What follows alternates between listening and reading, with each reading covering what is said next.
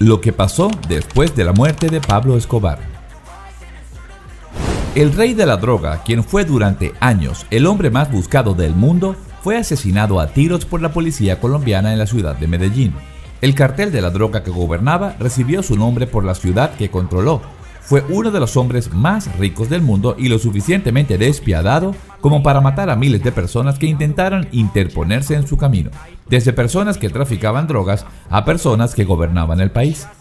Cuando Pablo Escobar fue asesinado a tiros en el techo de la casa de su tía en 1993, la policía se regocijó en esa victoria, mientras que el pueblo de Colombia inundó las calles de luto por su controvertido ídolo caído. Sin embargo, pocos después parecían haberlo olvidado.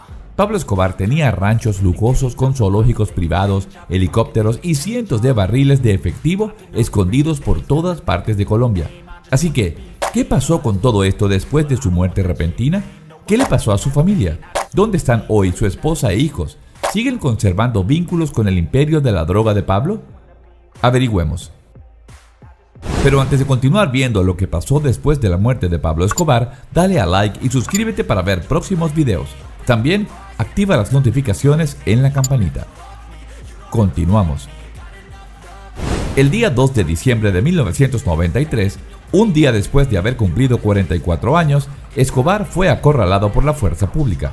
Escobar trató de negociar su rendición condicionándola a la salida del país de su esposa e hijos, pero su propuesta esta vez no hizo eco entre el poder ejecutivo, ya que la muerte de su jefe de seguridad, el Angelito, en octubre de 1993, lo había dejado desprotegido.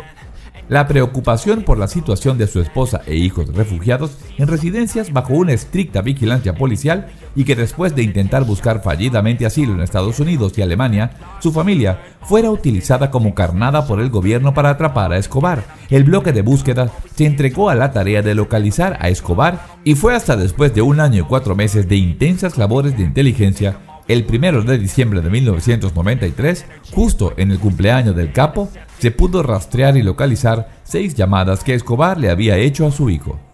Las unidades de inteligencia de señales habían localizado su paradero mediante tecnología francesa y británica que habían adquirido por la Policía Nacional en 1991, la cual era operada por oficiales y suboficiales de inteligencia de la policía colombiana.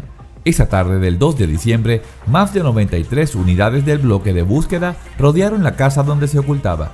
En el barrio Los Olivos, al momento de ser descubierto en su escondite, se pudo conocer que era cuidadosamente custodiado por el sicario Álvaro de Jesús Agudelo, el Limón, quien también murió abatido cuando se enfrentó con los agentes que ingresaron a la vivienda. Pablo Escobar trató de escapar por los tejados de las casas aledañas y recibió más de 3 disparos. El primero procedió del fusil de un agente que estaba cubriendo la salida posterior de la casa, el cual lo recibió cuando intentó volver en el tejado y fue alcanzado en la parte de atrás del hombro por una bala y según el dictamen de los forenses, el capo debería de haber caído sobre el techo de teja tras este impacto. Pero un segundo disparo, localizado en el muslo izquierdo, le impidió levantarse. Fue cuando finalmente el tercero, y es el más polémico disparo, le alcanzó su cabeza a poca distancia. Se dice que este entró desde el lado derecho de la cara cerca del oído, para salir por la izquierda, y este lo mató inmediatamente. Existen varias hipótesis sobre su muerte. Algunos dicen que se suicidó mediante un disparo debajo del oído, por lo que esto fue lo que se vio en la exhumación del cadáver. Esta versión coincide con el lema de los extraditables: preferimos una tumba en Colombia a una cárcel en Estados Unidos, y es la versión que ha defendido su familia. Pablo Escobar prefirió suicidarse antes de caer en manos de la justicia. La muerte de Escobar generó demasiadas reacciones por parte de su familia y de sus protegidos. Todos lloraron su muerte y a su entierro asistieron miles de personas, donde la mayoría pertenecían a los barrios pobres de Medellín. Pero por el contrario, la prensa y el gobierno festejaban y lo consideraron un triunfo en la lucha contra las drogas. Para ellos era el principio del fin del tráfico de estupefacientes, lo que, por cierto, no se ha logrado detener hasta la fecha. Ya han transcurrido un cuarto de siglo desde que lo acribillaron a balazos, pero todavía sigue presente como cuando exportaba toneladas de cocaína y arrodillaba a Colombia por medio de atentados. Y pronto derruirán en el edificio Mónaco donde Pablo Escobar vivía con su familia, sitio que será convertido en una estación de peregrinaje de los narcotour, lo que rememora un pasado colmado de dolor y sangre derramada de miles de personas, y donde también la lápida que puso su madre, actualmente fallecida en la sepultura del cementerio Monte Sacro, se puede leer: mientras el cielo exista, existirán tus monumentos y tu nombre sobrevivirá como el firmamento. Tiempo después de la muerte del capo, los perros de Escobar murieron asesinados o pasaron varios años en prisión, y los que siguen vivos actualmente son obligados a permanecer alerta las 24 horas por temor a ser apresados o asesinados por enemigos, cosa que le ocurrió a Griselda Blanco, la reina de la coca. Pablo la consideraba su maestra. Blanco pasó 20 años en cárceles norteamericanas y regresó a Medellín sin estridencias, donde se creyó a salvo, pero un sicario la asesinó a la edad de 69 años. Y también fue asesinado la cabecera del capo, DiCapri, que presumía haber arrebatado la vida de 300 personas. Lo detuvieron y había recuperado la libertad en 2015, tras pasar 24 años tras las rejas, pero según la fiscalía, amenazaba testaferros para recobrar bienes. Por otro lado, los tres hermanos Ochoa, que fueron socios de Pablo en el envío de polvo blanco y también hijos de un prominente empresario, habían pensado que ya sus vidas eran normales, solo que hasta en 2001 arrestaron a Fabio, el menor, por todavía seguir en el narcotráfico, y actualmente cumple condena de 30 años en Estados Unidos. El mismo destino le siguió a La Quica, autor de atentados. La otra herencia terrible que dejó Escobar fue el uso de terrorismo sin contemplaciones para doblegar a la sociedad. Escobar casi logra esto en los 90, y esa lección la aprendieron de las FARC y sus grupos, un legado maldito que también recibieron la viuda y los dos hijos del capo, el niño Juan Pablo y la niña Manuela. Fue el ser rechazados por varias naciones. Lograron afortunadamente instalarse en Argentina. Pero no obstante, después de la muerte del capo, su familia no pudo disfrutar de su fortuna, ya que tuvo que repartir entre los enemigos de Escobar, quienes amenazaban con matarlos.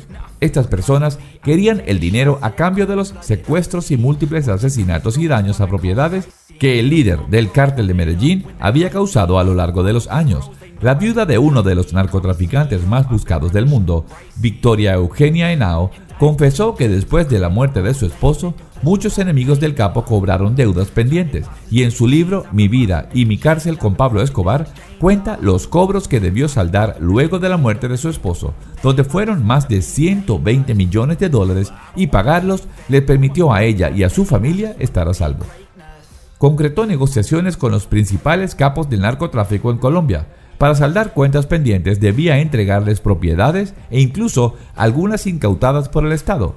Este dinero le ayudaría a los enemigos de Escobar pagar lo que invirtieron durante las guerras internas entre los cárteles por daños y perjuicios debido a secuestros, asesinatos, daños, entre otros realizados por los capos. Pablo no había hecho testamento ni dejado herencia a su familia, y se vieron obligados a conformarse con lo que pudieron encontrar de su riqueza.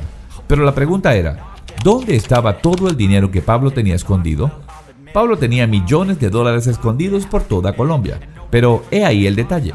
Absolutamente nadie sabía dónde estaban los escondites. No había mapa de la fortuna oculta de Escobar, ya que tenía la costumbre de matar a los secuaces que enviaba a esconder su botín, y de ese modo era el único que sabía dónde estaba escondido el dinero. Todo estaba en su cabeza y solo lo revelaba cuando era estrictamente necesario. Sin embargo, no significa que no haya habido algunos descubrimientos. El más reciente fue cuando el sobrino del difunto rey, Nicolás Escobar, se encontró 18 millones de dólares escondidos tras las paredes de la casa de su tío. Él ya llevaba 5 años viviendo en la casa cuando descubrió el dinero, y también familiarizado con el delegado de su tío. Pero fue gracias a un hombre llamado Roberto. Pero Roberto no es solo un cazador de tesoros, ya que los informes afirman que en realidad es el hijo secreto de Escobar. Cuando Roberto era un niño, se salvó del tiroteo que mató a su madre y después fue supuestamente adoptado por un agente que estaba destinado en Colombia durante el reinado de Escobar. Pero cuando otros cárteles rivales supieron de él, tuvieron que enviarlo al Reino Unido para evitar su captura, y descubrió su verdadera identidad cuando tenía 20 años. Pero cuando el agente que lo adoptó estaba ya en su lecho de muerte, le entregó a Roberto una nota codificada donde contenía toda la información que Alberto necesitaba para encontrar los millones de Escobar, y desde ese entonces Roberto tiene la misión de su vida de encontrar riqueza que dejó su padre biológico. Por ahora me despido. Si te gustó este video, por favor no olvides darle like, suscríbete si aún no lo has hecho, deja tus comentarios y además ayúdanos compartiendo este video con todos tus amigos. Te esperamos en el próximo video.